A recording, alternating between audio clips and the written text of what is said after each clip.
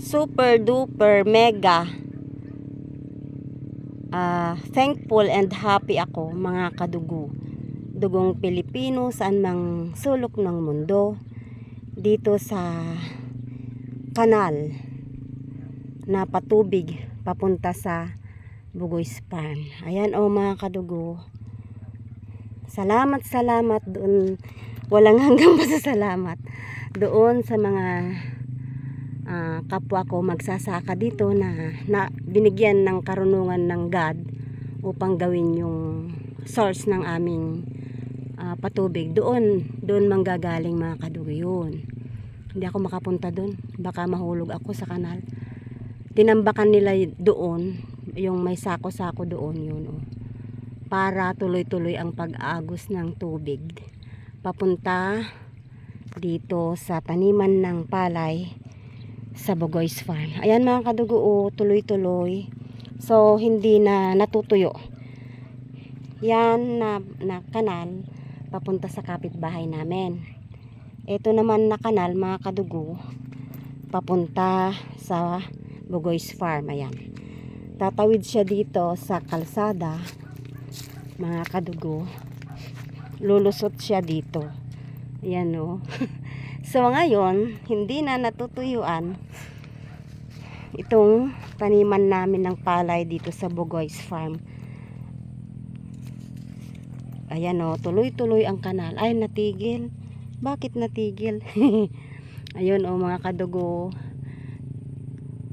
dati-rate pagka kinaumaga patutubuigan mo ngayon, mga kadugo, bukas tuyo na naman. Pero ngayon ilang araw na itong may tubig, kasi tuloy-tuloy na yung patubig. Ay, sinarhan niya. Ayan mga kadugo, ang sarap tignan. Thank you Lord sa pag-guide mo doon sa mga kapwa ko magsasaka. Yan kahit yan dati kinabukasan yung katabi namin wala nang patubig. So ayan mga kadugo, pauwi na ako, tapos na kaming nag-apply ng third na abono sa tanim namin na puting mais sa Bugoy's Farm. Ayan ang ganda ng tanawin dito, mga kadugo, ang sarap tumira dito kaya. Ayan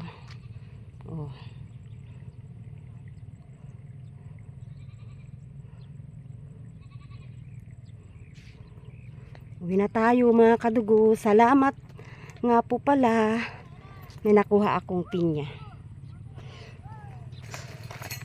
doon sa patuloy na tumutugon sa aking pakiusap.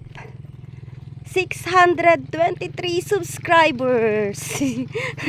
Thank you so much. Pa isa-isa pero meron, kaya patuloy pa rin akong nag-a-upload, mga kadugo.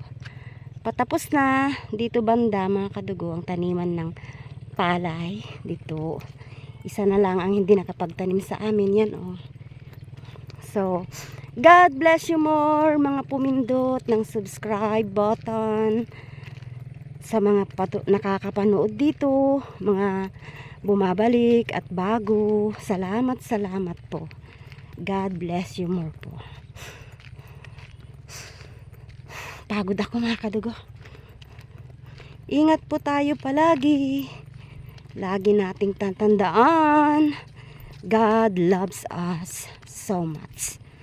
Maniwala, magtiwala, umasa, at sumunod lang tayo sa Diyos sa pamamagitan ng kanyang mga salita na matatagpuan sa Biblia.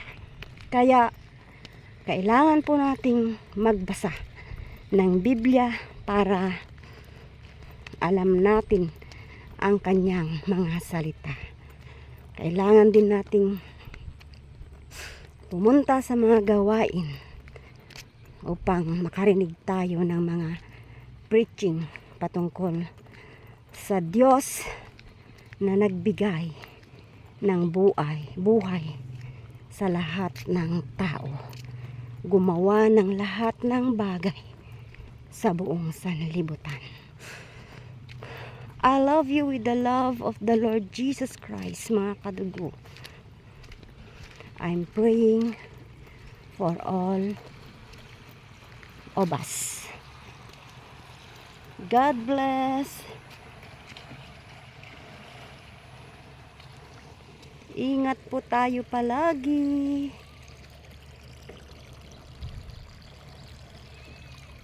Bye-bye.